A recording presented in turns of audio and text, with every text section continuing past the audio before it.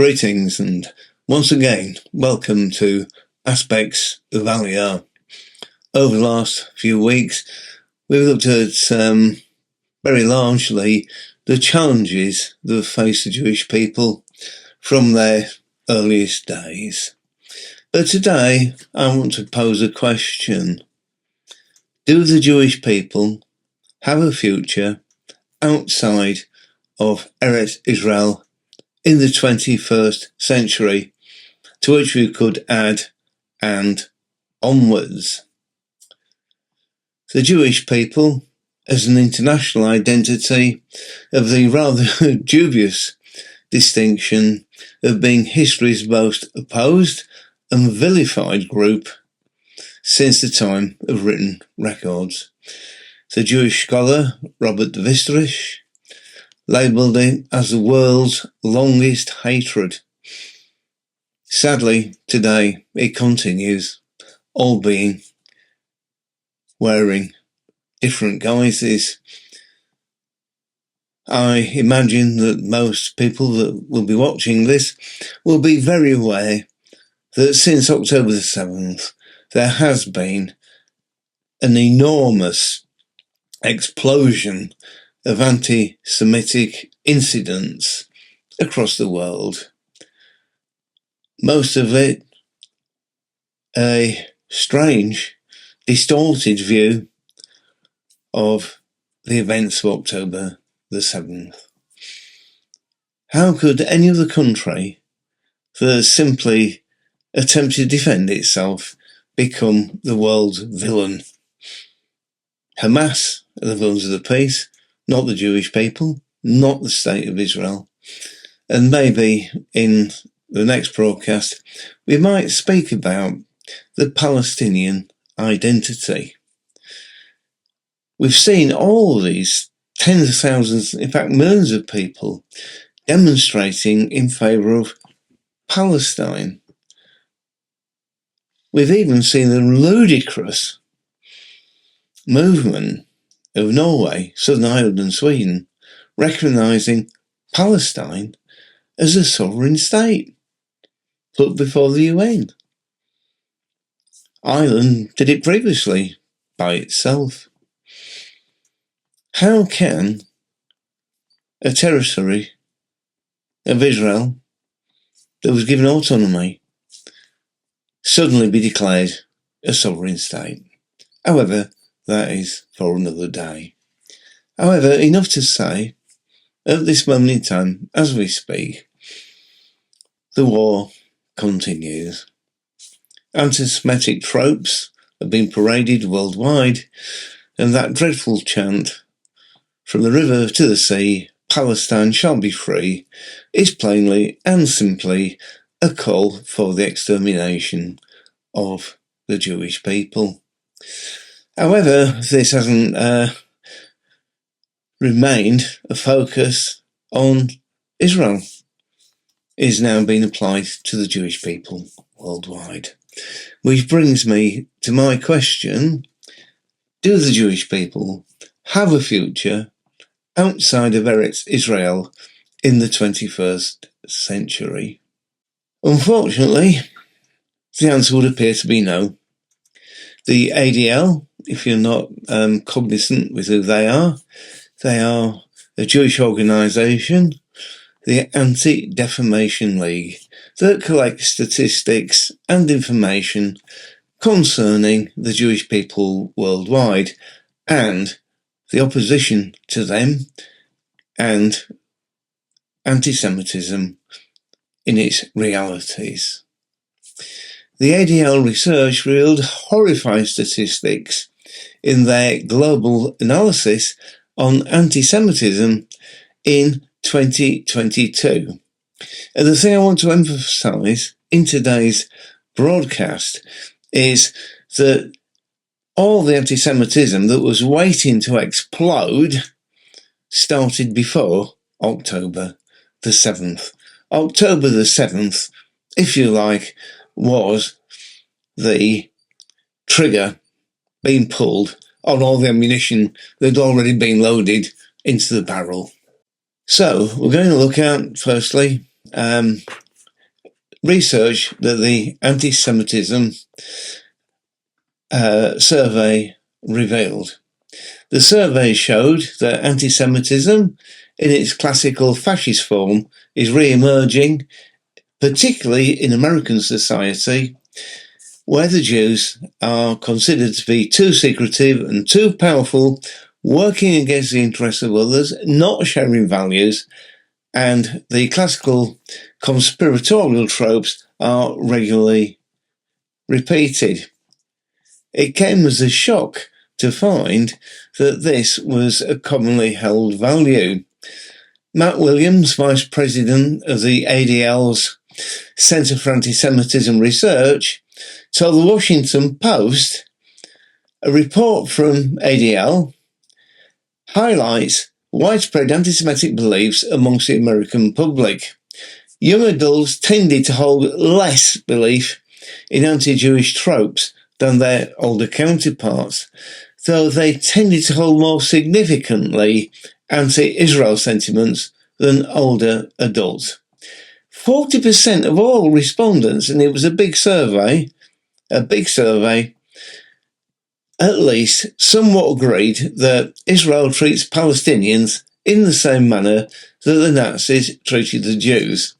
Anybody who's read the smallest grain of history knows that that is simply not true.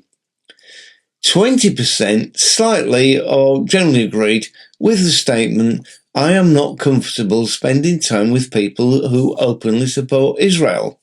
70% of Americans said they feel that Jewish people stick together more than others, while 53% believe Jews go out of their way to hire and prefer other Jews. And there's a nearly 40% correlation between the belief in anti-Jewish tropes and anti-Israel belief, meaning that a substantial number of people who believe anti-Jewish tropes also exercise negative attitudes towards Israel. So, just before October the 7th, this survey, and I'm going to give you results from a week or so ago, but I want you to please bear in mind, this is before October the 7th, which I'm trying to illustrate with you that any hope for the Jewish people to find a fulfilled, peaceful life worldwide, I'm afraid, is doomed to failure. ADL survey asked various questions, and these results. How many people agree that Jewish people stick together more than having relationships with other Americans? A shocking 70%. In business, Jewish people go out of their way to hire other Jews at the expense of other candidates. Again, a shocking 53%. Jewish people more loyal to Israel than to America. 40%. Jewish people always like to dominate anything that they are part of. 38%. Jewish people do not share American values. 36%. Jewish people have too much power in the business world. 26%. In business, Jewish people are shrewd and take advantage, meaning that other people do not have a fair chance. 24%. Similar figure, Jewish people have got too much control and influence on Wall Street. 24%. Jewish people don't care about other people other than their own kind. 21%. Jewish people have got too much power in the United States of America. 20%. Jewish people are more than others to use shady practices to get what they want in business and elsewhere. 20%. And then we get down to really petty things. Jewish people have got a lot of irritating faults. 19%. Well, I think we could say most everything. That's probably about a similar figure. Jewish people are not warm and friendly. 17%. In England, where I'm domiciled, I think we could probably put that up even further. In various parts of the country, Jewish people are not as honest as other business people. 17%. Again, the thing that struck me personally was the the view that 40% of Americans believe it's mostly true or somewhat true that Jews are more loyal to Israel than America, and 85% of Americans think at least one anti-Jewish trope, those are the things above, are somewhat true, compared with only 60% from the survey in 2019. 20% of Americans appear to believe in 6 or more of these tropes above, again the highest measure in the last 10 years. ADL think it's great cause for concern. So, there are around 600,000 Jews in America. The question in some sense obviously arises, do they have any future?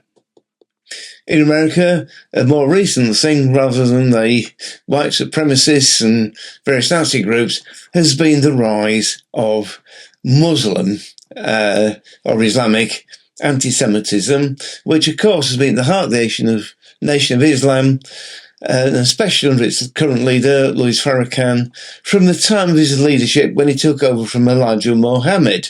Anti-Semitism has been the core of his program, and Islamic fundamental and Islamic identity is rising drastically in the USA. I've started with the USA, obviously, because it's the biggest population. However, the situation, I'll make this very clear, speaking as an English person, I'm very aware to speak about other countries. Maybe a local speaker might be more acceptable. However, the truth is the truth is the truth. Don't want to be too Gertrude Stein about that, but I'm afraid that is a reality. In Europe, things are equally as bad, if not more so in some areas. In one sense, the EU is a conurbation of 27 nations, but in reality, there are various subgroups within there. I'm sure many of you are familiar with the Refusnik, the Russian Refusnik, the most famous one, Natan Sharansky, said this only a year ago. We are witnessing the beginning of the end of Jewish history in Europe. That sounds very extreme, doesn't it?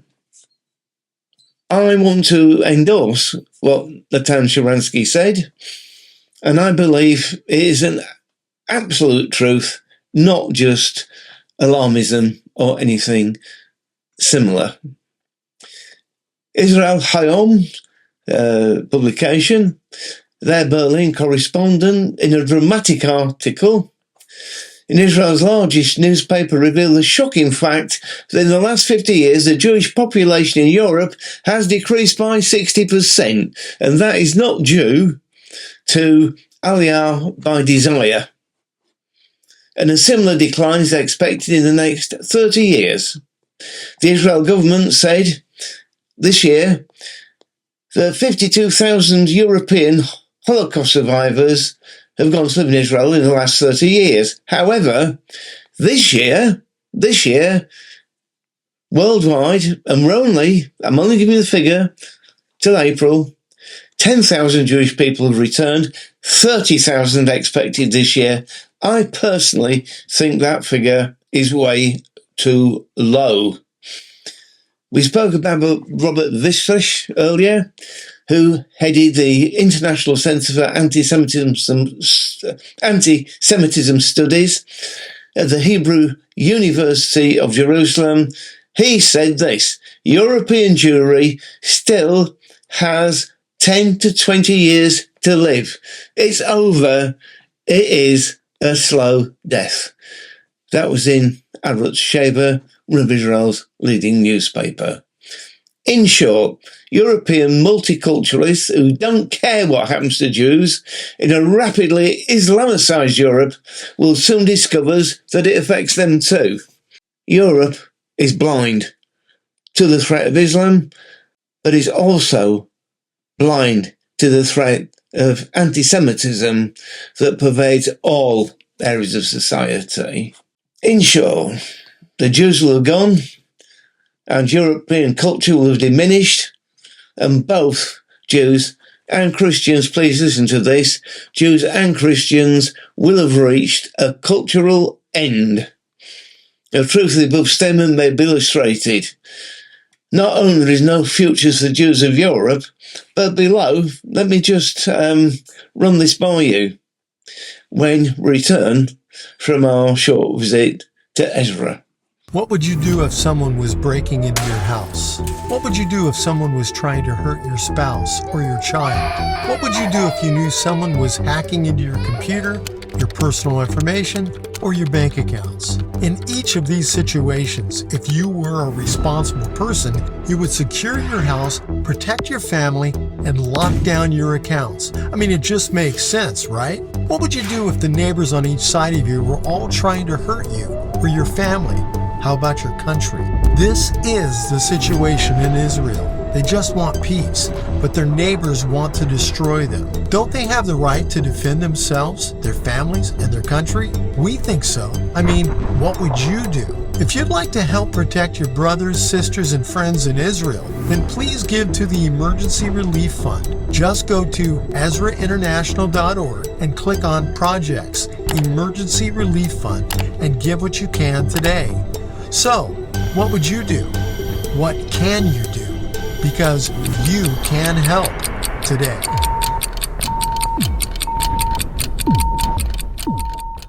Welcome back.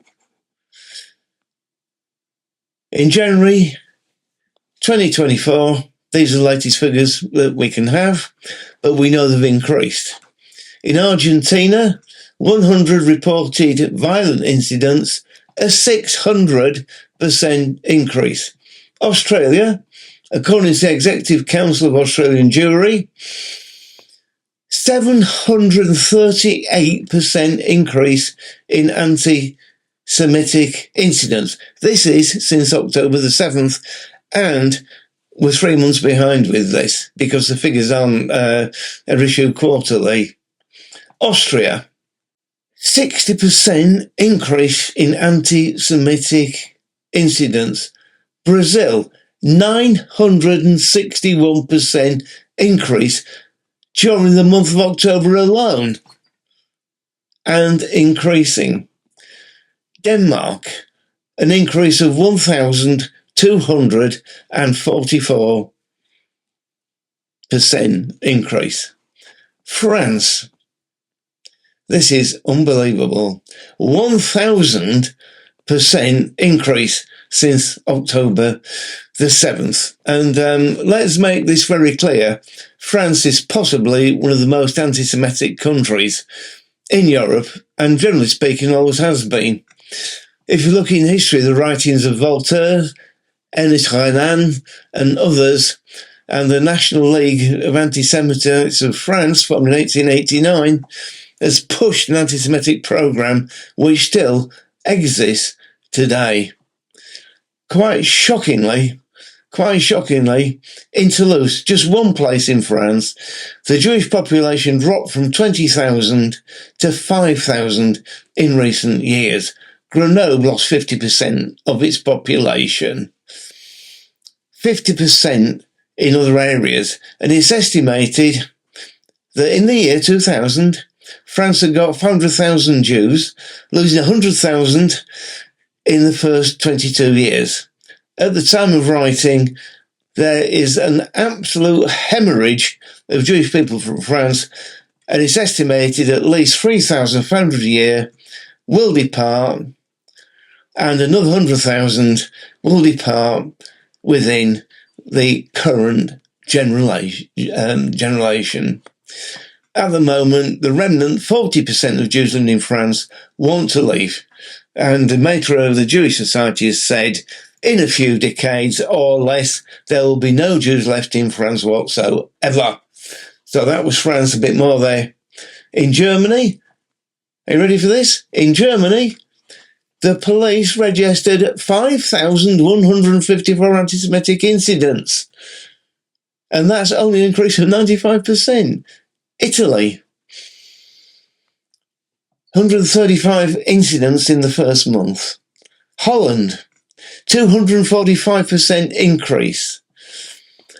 Poland, 91% increase. South Africa, unknown, but thought to be at least 41 incidents a month. Switzerland, a place you never even think about, monthly increases of at least 10%. So we can work out from that, can't we? By now, that's 40 to 50%. UK, where I am today, where unfortunately I'm having to witness all these virtue signalling, seeking moral high ground, university students in particular, camping out at our most prolific, most important universities. Will not discuss why they're there. They won't discuss this with GB News or any of the major channels. As far as these students are concerned, unless you agree with them, your opinion is void. It is cancelled.